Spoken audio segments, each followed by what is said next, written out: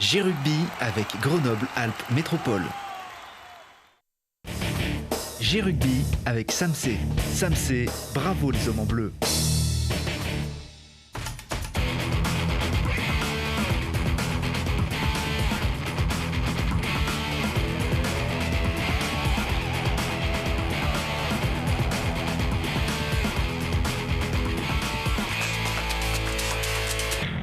Et bienvenue à tous les amateurs de rugby. C'est G-Rugby et c'est tous les mercredis, juste après G-Sport d'ailleurs, sur Télé Grenoble. Merci à vous d'être ici. Merci à toi, Mathias, d'être encore avec nous. Salut Lucille. Et merci à toi, David, d'être avec nous. Bonsoir. Bonsoir. David, alors j'essaye toujours avec l'accent. Kubriashvili, c'est ça? À peu près, oui. À peu près. Zut, allez, vas-y, à toi, dis-le. Kubriashvili. Kubriashvili, très bien, qui nous vient de Géorgie, donc pilier, excellent pilier du FCG. Merci beaucoup d'être avec nous. Tu t'es vu, tu es dans le générique aussi cette année. Voilà, donc là, on vous voit en chair et en os. Ah, on a le ton très allègre, évidemment. On est très content parce que ça va très bien pour cette équipe du FCG. Et donc, on a hâte de savoir dans quel état d'esprit est-ce que vous vous entraînez avant la réception de Nevers. Tout de suite, on y va ensemble pour les 4 points, Mathias. On a gardé nos petits jingles aussi, parce que c'est sympa de revoir des anciens aussi de temps en temps. Allez, les 4 points. Alors, pour le coup, eh ben, c'est 5 points. Et c'est le bonus offensif gagné par l'équipe de Grenoble. Et attention, c'est le premier point donc, ça fait 2 bonus offensifs d'affilée. Et dans ma petite mémoire, ce n'était pas arrivé depuis 2012.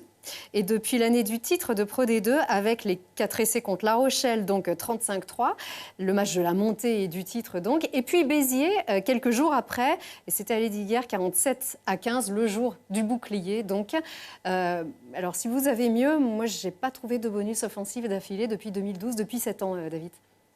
Oui, peut-être. Peut-être. Ben, ça fait plaisir. Ça fait plaisir, ça fait du bien, oui. Exactement, c'est un signe, Mathias. Ça peut être un signe, puisque la dernière fois, c'était une année de titre de Pro D2, alors pourquoi pas cette année? Tout à fait, il faut que ça continue, ça arrive à d'autres, bien sûr. Mais c'est vrai que le bonus offensif, c'est souvent ce qui manque aussi. Le fameux point de bonus, qu'il soit défensif ou offensif, le FCG passe assez souvent à côté. Est-ce qu'on essaye de mettre un peu cette malédiction de côté? Oui, on travaille beaucoup, voilà, on essaye beaucoup parce que l'année dernière, on dirait on n'était pas trop invité dans le championnat de top 14 parce que finalement on a joué tous les matchs, presque tous les matchs au niveau bien, mais juste on a eu manqué cette finition pour gagner ou pour prendre les beaux bonus défensifs même. Voilà. C'est pour ça cette année on essaye beaucoup, voilà, pour ça. Comme j'ai dit, on travaille beaucoup. En gardant cette idée du bonus aussi, qu'il soit défensif aussi parce ou offensif. Après déjà pour la confiance de groupe, le joueur, et pour prendre le plus de points possible. Parce que ça va payer à la fin pour jouer la qualification pour le Brennus. Absolument. Allez, le deuxième point, eh bien, c'est Raymond Roule, retrouvé. On est très fan de ce joueur et là, il nous met de beaux essais. Ouais, qui continue d'enchaîner les matchs. Raymond Roule qui atteint le niveau qu'on attendait de lui. 2 essais dans le même match, c'est une belle prestation de la part de l'ailier sud-africain du FCG. Voilà, s'il continue d'enchaîner les matchs à ce rythme, ça va être difficile d'aller le chercher. Lui qui est très, très rapide, on l'avait vu l'année dernière avec un super essai face à Perpignan, souviens-toi Lucille. Oh oui, on se souvient de sa pointe de vitesse absolument hallucinante. Exactement, et puis comme on parlait, des bonus, pour avoir les bonus, il faut marquer les essais. Si Raymond peut en apporter à l'équipe, c'est tant mieux. C'est ça, et puis le troisième point, c'est un peu les anciens. L'ancien Alaska Taufa aussi, on sait que tu es très fan de ce joueur. Alors l'inoxydable Alaska Taufa qui malgré son grand âge, continue d'enchaîner les matchs, d'enchaîner les performances et qui du coup marque l'essai qui a valu le bonus au FCG. Voilà. Là c'est en plus l'essai de la persévérance, hein. C'est pas tant sa pointe de vitesse avec son petit coup de genou comme il le fait d'habitude. Ouais, là c'est plus le travail de l'équipe qui est récompensé et puis la finition, puisque forcément il en faut un pour aller aplatir dans leur but. Tout à fait, il a 36 ans hein, Alaska je crois, ou alors il va les avoir. Il est plus âgé que moi, oui. Oui, mais ça, oui, je sais. t'es pas encore le plus vieux David. Non. Je suis content. Tout à fait. On est bien content pour Alaska Taufa aussi.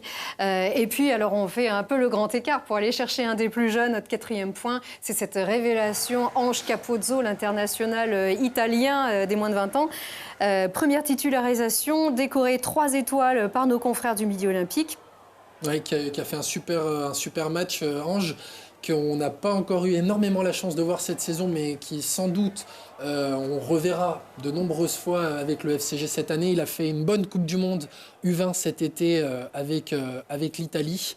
Et ça fait aucun doute qu'il va apporter des mots de tête au staff, que ce soit à l'arrière ou à l'aile. C'est ça, un bon joker plus, on va dire, de Gaëtan Germain pour le coup. Exactement. Tout à fait. Et c'est sympa aussi d'avoir des tout jeunes et puis des jeunes révélations. C'est vraiment la patte du FCG, ça aussi, la marque de fabrique. Oui, c'est bien, c'est bien. Après, à côté d'eux, on sent un peu vieux, mais bon, voilà, ça fait du bien parce que c'est ce mélange de l'âge, ce mélange de joueurs, voilà, ça fait du bien. C'est-à-dire qu'il y a des gens qui viennent et ils sont capables de jouer au niveau. Je pense qu'à côté de vous, ils se sentent un peu jeunes aussi. C'est-à-dire, on est tous... Oui.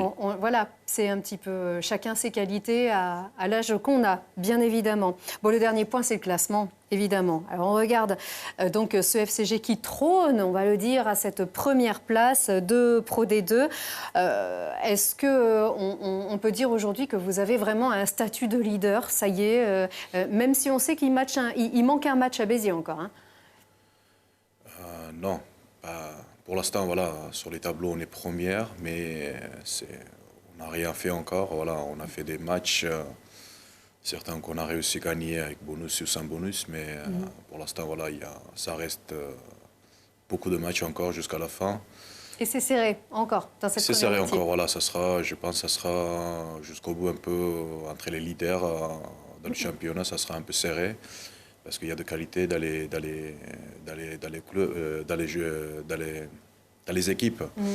Et voilà, on verra à la fin un peu, parce que si on dirait on est leader, on est première, c'est trop tôt.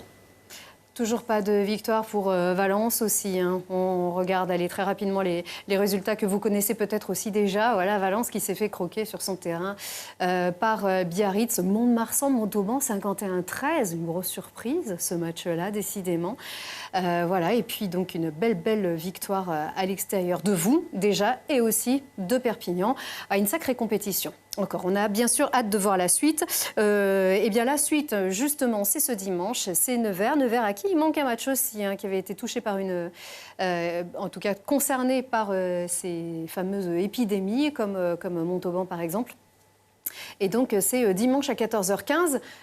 C'était un doublon, hein, avec le GF38, avec les joueurs de foot qui devaient jouer aussi vendredi.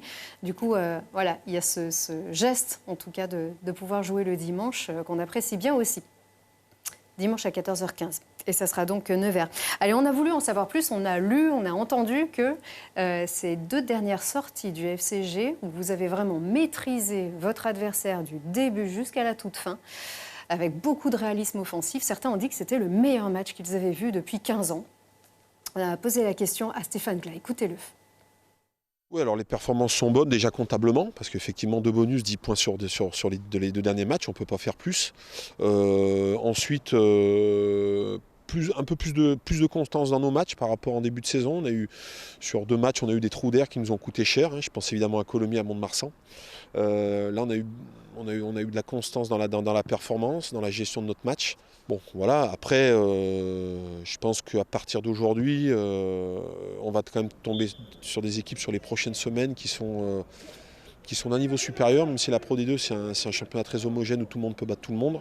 Mais on va jouer Nevers, qui est en difficulté sur le début de saison parce qu'ils ont eu beaucoup de blessés, mais qui commence vraiment à retrouver un très bon niveau. Et puis sur le prochain bloc, il faut aller à Vannes, il faut recevoir Béziers, Montauban, il faut aller à Perpignan. Donc on va se frotter à ce qui se fait de mieux dans Pro D2. On peut être satisfait de ce qu'on a fait, mais on ne peut pas s'endormir parce qu'on sera puni inévitablement si on s'endort. Bon, on a joué que 7 matchs aussi, donc je pense que c'est un peu tôt pour faire un vrai bilan comptable, même si comptablement, effectivement, on est premier, mais moi je trouve que c'est un peu tôt, 7 matchs. Très honnêtement, je vous dirais la même chose si on était 5 ou 6e. Je pense qu'à partir de la fin du... Déjà, je ne vais pas dire la fin des matchs allés, mais la fin du troisième bloc, parce qu'on a une série difficile sur le troisième bloc, comme je vous l'ai dit, avec Vannes, Béziers, Montauban et Perpignan. Bon, je pense qu'on en saura un petit peu plus. Voilà pour cette interview de Loïc Cognier, donc avec Stéphane Glas qui ne s'emballe jamais de toute façon. C'est bien, oui, c'est bien. Comme j'ai dit aussi que c'est trop tôt à parler qu'on est bien, on est installé aux premières et non, on doit travailler plus et plus dur encore. Pourquoi? En fait, vous vous protégez un peu de la grosse tête parce que vous êtes en réussite. Vous êtes capable de pêcher comme à Mont-de-Marsan, c'était vraiment regrettable. Mais est-ce qu'on joue avec plus de joie ou au contraire, est-ce que vous êtes encore plus motivé? Vous travaillez peut-être encore plus? Je ne sais pas, mais personnellement, je ne dis pas que c'est une question de grosse tête. C'est le sport au niveau. Voilà. Si tu ne seras pas présente, si tu ne seras pas concentré pour les matchs à venir, tu seras puni. Voilà. Tu seras pas gagné à la fin. Voilà. C'est comme ça dans le sport au niveau. Et surtout dans le rugby. Il faut que tu maîtrises bien ton jeu, tu acceptes l'adversaire moins fort ou plus fort et attendre cette combat. Voilà. Est-ce qu'on essaye de mettre aussi des jokers de son côté, pouvoir se permettre parfois de faire des faux pas, parce qu'on le sait, à Grenoble, les saisons sont longues et l'hiver surtout est très très long. Oui, l'hiver, ça va changer parce que ça change, ça change la qualité de terrain, le temps, ça change complètement le style de jeu. Voilà. C'est pour ça, je pense que tout le monde il pense comme ça, et surtout chez nous, dans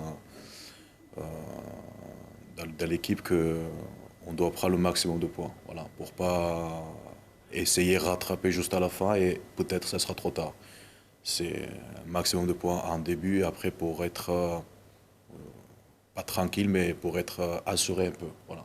Parce que l'hiver, comme j'ai dit, ça va changer complètement. Ça ne sera pas le même jeu, ça sera plus fermé, plus rude. Voilà, c'est autre chose. En plus, dans Pro D2, ça sera encore pire, on dirait, que dans une autre division. Et toi, David, tu es comment? Est-ce que tu es bien remotivé? Ça a dû être très, très difficile à encaisser, cette descente à Brive. Est-ce que tu es bien revenu dans le projet, dans cette équipe? Pour tout te dire, on pensait vraiment que tu partirais. Pas nous, mais un peu tout le monde. Oui, là, je suis là et je dirais que je suis content et je suis bien parce que voilà, le club il a conservé presque tous les joueurs par rapport à l'année dernière et on a pris ils ont pris beaucoup de joueurs et on a digéré, oui. Voilà, malheureusement, on a descendu et c'était pas facile, voilà. Et en fait, voilà, c'est la vie sportive toujours, voilà. On a fait on n'a pas réussi l'année dernière le saison, et donc ça doit tourner la page et recommencer le nouveau, voilà, pour essayer de rattraper cette erreur peut-être personnellement ou en collectif et jouer et prendre le plaisir, voilà. Donc, tu confirmes qu'il y a aussi eu cet effet de groupe. L'année dernière, on avait un peu l'impression que si certains cadres partaient, ça enchaînerait beaucoup de départs. Le fait que certains, vous ayez fait le choix de rester, ça a aussi consolidé cette équipe? Voilà, je ne dirais pas que je suis resté, que ça... Que par rapport à ça, non? Voilà, non, c'est tous les joueurs en fait, voilà. Parce que dans le rugby, moi je pense que c'est comme ça, le groupe, ça doit avoir quelques temps pour travailler ensemble. C'est pas dans un an que l'équipe, le groupe, il va réussir à gagner quelque chose. Voilà, ça doit, dans certains clubs, voilà, on sait, si on regarde qu'ils travaillent dur pendant des années et pour réussir un titre ou un résultat. Et pour ça, l'année dernière, je pense, on est venu avec moi, on est venu beaucoup de nouveaux joueurs. C'était un bon groupe, mais juste, on avait manqué quelque chose. Je ne sais pas, c'était finition ou juste maîtriser un peu, jouer ensemble ou quelque chose, mais voilà, juste À la fin, on a vu qu'on avait manqué quelque chose. C'est pas la question que on avait mauvais joueurs ou c'était mauvais coaché. Voilà, c'est juste que le groupe il a besoin de travailler ensemble. C'est pour ça que j'ai dit que c'est beaucoup mieux cette année parce que ça veut dire que on a conservé, voilà, on a conservé beaucoup de joueurs par rapport à l'année dernière. C'est-à-dire que le groupe, ça fait 2e année déjà qu'il vit, il travaille, il joue ensemble. Il y a une continuité, ouais. C'est ça, voilà. Il construit, voilà, ça fait 2e année et c'est ça la qualité de groupe, qu'il travaille pendant des années et bien et soudé ensemble. Voilà.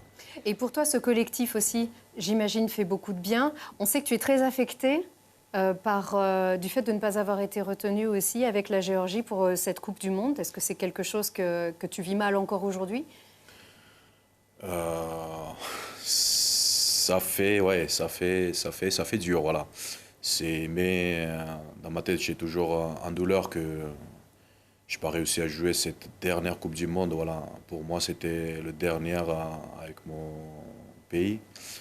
Mais voilà, c'est comme ça. Voilà. Toujours, je dirais encore une fois que c'est la vie sportive, c'est une décision. Malheureusement, si c'est bon ou pas pour nous, c'est comme ça. Voilà.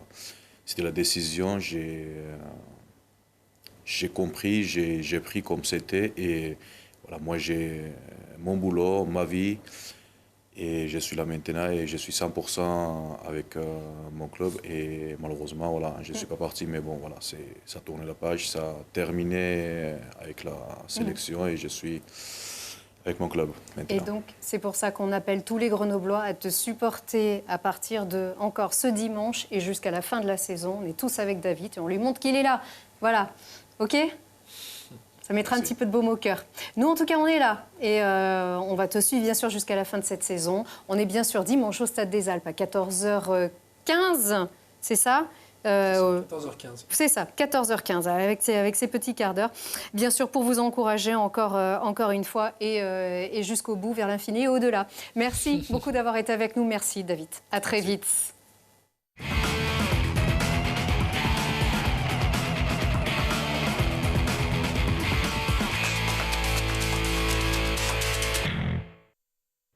C'était G-Rugby avec Grenoble-Alpes Métropole.